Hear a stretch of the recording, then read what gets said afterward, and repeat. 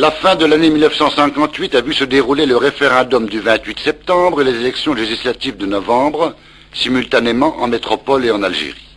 Ce référendum devait approuver la nouvelle constitution. En fait, il donnait l'aval de la nation à la politique d'Algérie française, celle-là même qui avait porté le général de Gaulle au pouvoir. Aussi bien en métropole, les communistes voteront-ils non, et l'ensemble des autres formations politiques, oui. C'est le oui que prône Roger Duchet, secrétaire général des Indépendants. Je voterai oui parce que la 4ème République a suffisamment fait la preuve de son impuissance. Je voterai oui parce qu'il faut à la France une République nouvelle et que la Constitution nous l'apporte. Elle crée un exécutif fort. Le président de la République jouera le rôle d'arbitre suprême de la nation. Il sera élu par un large corps électoral de notables, d'élus. Le Parlement sera rendu à sa fonction législative et la stabilité gouvernementale sera assurée. Je voterai oui pour la France, oui pour l'Algérie française, oui pour l'Union et oui pour notre avenir. Maître Jacques Izorni apportera, lui, l'écho des inquiétudes suscitées par les différents propos du général de Gaulle. Je voterai non au référendum parce que le projet de constitution prépare et légalise la sécession des territoires d'outre-mer et risque de provoquer demain celle de l'Algérie. Cette constitution est le plus grand abandon volontaire de notre histoire. Elle porte atteinte à l'unité de la patrie, car les territoires d'outre-mer, c'est la France à travers le monde. Déjà, le Niger, la Guinée, le Cameroun réclament l'indépendance, mais le référendum est si équivoque qu'il prend en Algérie et dans les territoires un tout autre sens, et là, le devoir est de voter oui. En métropole, le référendum révèle près de 80% de oui. En Algérie, c'est un triomphe. Interrogé sur le pourcentage de 97% de oui, le général Massu répond. Il faut noter d'abord que ce pourcentage est établi non par rapport à la masse électorale, mais par rapport au suffrage exprimé. Le pourcentage de oui par rapport à la masse électorale étant de l'ordre de 82,5%. Ceci dit, le vote en Algérie avait schématiquement la signification suivante. Oui pour la France, représentée par De Gaulle, non pour toute autre solution qu'une solution française. C'est si vrai qu'hormis les communistes, aucun mouvement partisan du non en métropole n'a prôné le non à ses adhérents d'Algérie. Or, le FLN, lui, n'a pas fait campagne pour le non. Par la propagande et surtout par la menace que l'action de nos troupes a rendue inopérante, il a tenté de s'opposer à un vote qui pouvait être en sa faveur.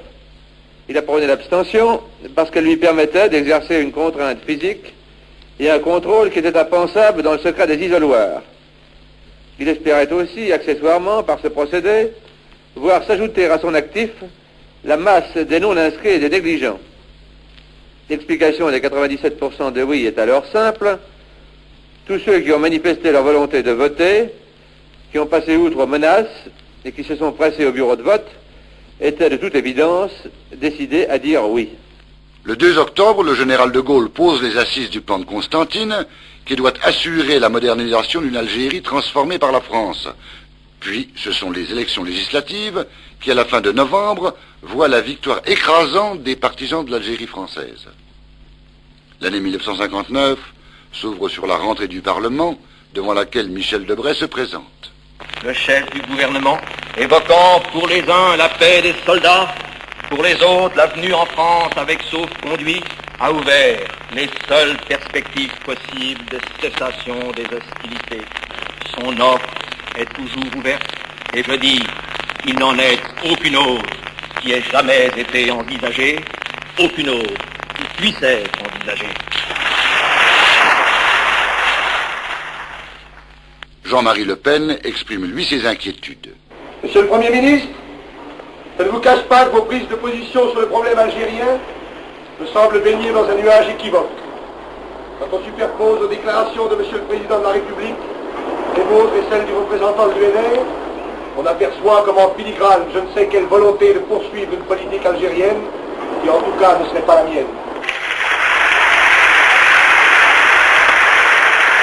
Cependant, au terme de la session qui investit le cabinet Debré, 450 députés sur 530 acclameront la motion Moiti qui consacre sur le plan parlementaire l'option nationale pour l'Algérie française. Au cours des semaines qui suivent, le général de Gaulle multiplie les déclarations. C'est d'abord le thème de l'unité française, comme à Pau. Nous, qui sommes bien unis, bien rassemblés dans notre métropole, nous qui enjambons la Méditerranée, nous qui sommes en Algérie, avec les Algériens, nous qui sommes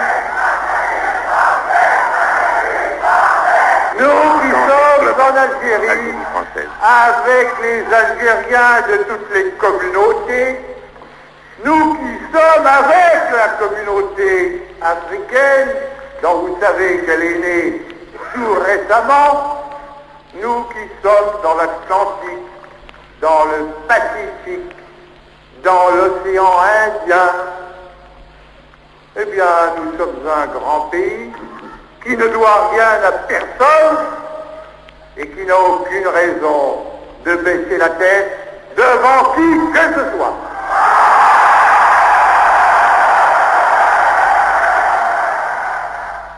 Ensuite, en réponse au thème de la personnalité française défini par les députés d'Algérie, le général de Gaulle campe le thème de la personnalité algérienne dans sa conférence de presse du 25 mars.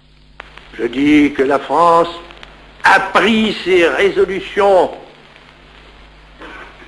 et qu'elle a un plan net et ferme, qu'elle suit ce plan et qu'il s'agit pour elle, avec les Algériens, d'obtenir la transformation de l'Algérie de telle sorte que s'y révèle la personnalité nouvelle de ce pays.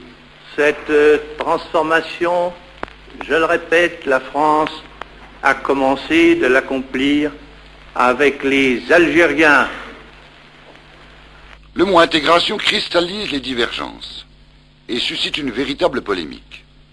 Pierre Lafont, député d'Oran, s'en explique avec le général à la fin d'avril. J'étais dans le grand bureau du général de Gaulle à l'Élysée. Il venait de me parler des instructions que le gouvernement a données à nos ambassadeurs au sujet du FLN. Je me suis alors permis de lui demander, mon général, si vous m'autorisiez à publier ce que vous venez de me dire, vos propos ont une telle importance qu'il suffirait à calmer toute l'émotion qui existe en ce moment en Algérie. Il m'a alors répondu, je ne vous ai révélé aucun secret, je vous autorise à le faire. Puis je lui ai posé la question, mais Monsieur le Président, pourquoi n'avez-vous jamais prononcé le mot intégration? Tout d'abord parce qu'on a voulu me l'imposer. Mais qu'est-ce que j'ai fait depuis que je suis au pouvoir? N'est-ce pas de l'intégration? Mais ceux qui crient aujourd'hui le plus fort intégration, ce qu'ils veulent, c'est qu'on leur rende l'Algérie de papa. Mais l'Algérie de papa est morte, et si on ne le comprend pas, on mourra avec elle. Il n'y avait pas, absolument pas, le mépris que l'on a voulu y mettre par la suite. Le général voulait simplement dire par là que l'Algérie d'autrefois était morte. Le maréchal Juin dit de son côté: le général de Gaulle n'a pas prononcé le mot intégration dans le sens n'a pas été défini, mais il fait de l'intégration. L'Algérie sera française et ne sera pas autre chose que française.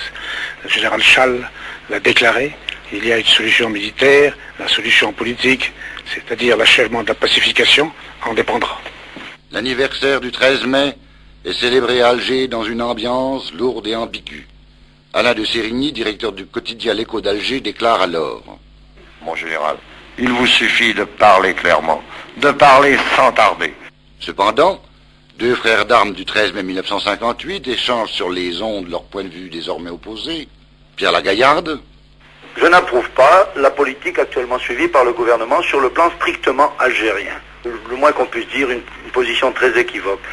Lucien Neuwirth: Ce mot intégration est devenu le cheval de bataille de groupements qui s'en servent pour combattre la personne même du général de Gaulle et la Ve République.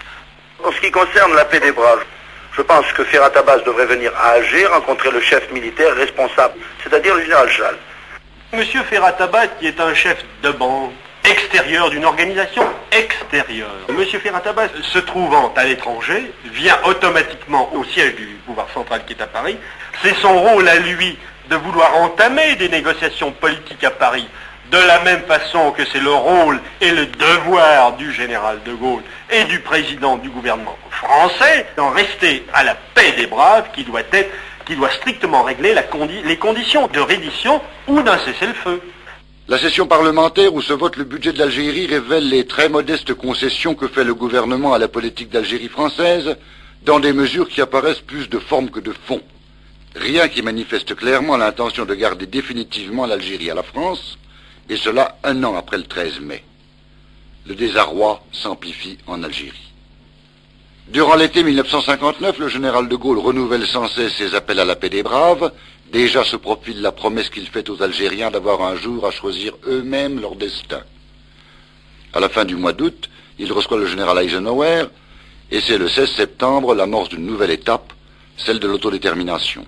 Compte tenu de toutes les données algériennes, nationales, internationales du problème, je considère comme nécessaire que ce recours à l'autodétermination soit proclamé aujourd'hui au nom de la France et de la République, en vertu du pouvoir que m'attribue la Constitution de consulter les citoyens,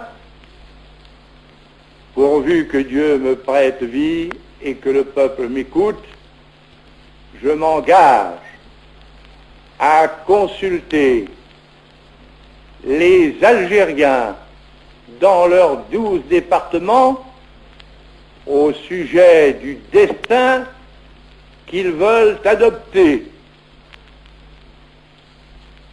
Naturellement, je ferai en sorte aussi que tous les Français aient à entériner ce choix. Comme il est de l'intérêt de tout le monde, et comme il est d'intérêt de la France, que la question soit tranchée sans aucune ambiguïté, nous regardons les choses comme elles sont. En fait de destin politique, chacun sait qu'on peut en imaginer 3. Eh bien, les 3 solutions concevables seront l'objet de la consultation. Ou bien la sécession, où certains croient trouver l'indépendance. Alors la France quitterait les Algériens qui auraient manifesté la volonté de se séparer d'elle. Ils organiseraient sans elle le territoire où ils habitent, les ressources dont ils peuvent disposer, le gouvernement qu'ils souhaitent. Pour ma part, je considère qu'un tel aboutissement serait invraisemblable et désastreux. L'Algérie étant actuellement ce qu'elle est, et le monde ce que nous savons, la conséquence de la sécession serait une misère épouvantable, un affreux chaos politique, un égorgement généralisé, et bientôt la dictature belliqueuse des communistes.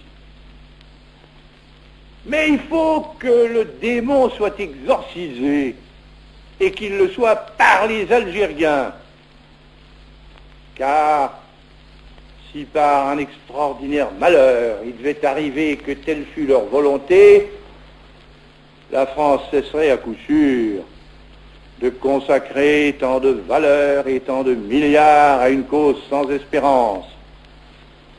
Dans cette triste hypothèse, il va de soi que ceux des Algériens de toute origine qui voudraient rester français le resteraient. Que la France réaliserait, si c'était nécessaire, leur regroupement et leur établissement, et que toute disposition serait prise pour que l'exploitation, l'acheminement, l'embarquement du pétrole saharien, qui sont l'œuvre de la France et qui intéressent tout l'Occident, soit assuré quoi qu'il arrive. Ou bien la francisation complète, telle qu'elle est d'ailleurs impliquée dans l'égalité des droits. Les Algériens pouvant accéder à toutes les fonctions politiques, administratives, judiciaires, entrer dans tous les services publics, bénéficiant en fait de traitement, de salaire, d'assurance sociale, d'instruction, de formation professionnelle, de toutes les dispositions prévues pour la métropole, résidant et travaillant où bon leur semble, sur toute l'étendue du territoire de la République. Bref, vivant en moyenne sur le même pied, au même niveau que les autres citoyens, et faisant partie intégrante du peuple français qui, dès lors, s'étendrait effectivement depuis Dunkerque jusqu'à Tamanrasset. Ou bien le gouvernement des Algériens par les Algériens, appuyé sur l'aide de la France et en union étroite avec elle pour l'économie, l'enseignement, la défense, les relations extérieures. Dans ce cas, il faudrait que le régime intérieur de l'Algérie fût du type fédéral, pour que les communautés diverses, françaises, arabes, kabyles, mozabites, etc., qui cohabitent dans le pays, y trouvent des garanties de leur vie propre et un cadre pour leur coopération. Mais la route est tracée, la décision est prise, la partie est digne de la France. Ces propositions abolissent la réponse évidente que les populations d'Algérie ont faite au référendum de septembre 1958. À cette offre du général de Gaulle, Ferhat Abbas répond de Tunis au nom du GPRA. Le président de la République française a solennellement reconnu au nom de la France, dans sa déclaration du 16 septembre 1959, le droit des Algériens à l'autodétermination.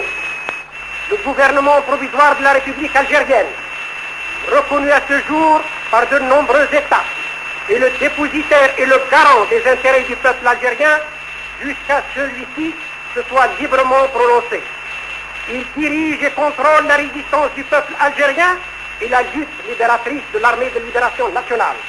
Donc, il ne peut y avoir qu'avec son accord le retour à la paix. Celle-ci peut être immédiate.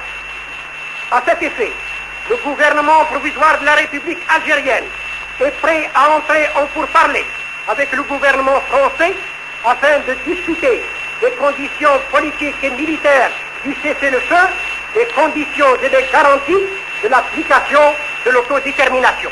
Cependant que Bourguiba déclare... Il a accepté, n'est-ce pas, de s'incliner devant la volonté librement exprimée par le peuple algérien. Voilà l'essentiel. Il ne s'agit pas de chercher entre les lignes. Il a accepté ça, ce qui constitue une chose énorme. De même que le général de Gaulle a accepté de s'en remettre à la volonté, n'est-ce pas, du peuple algérien, ce qui me paraît énorme. Il n'est pas possible qu'après ça, la guerre continue. Il s'agit d'arriver à ce qu'ils discutent. Tâchons, n'est-ce pas, d'aboutir à ça, c'est tout. C'est à la rentrée d'octobre 1959 au Parlement de se prononcer sur la politique d'autodétermination. Les députés d'Algérie, dans leur grande majorité, refusent de participer au débat où Michel Debré précise ainsi la position de la France. Dès le mois d'octobre 1958, le général de Gaulle, alors chef du gouvernement, avait précisé les conditions d'un cessez-le-feu. Cette offre est permanente. Elle a été renouvelée dans des termes qui ne peuvent prêter à confusion.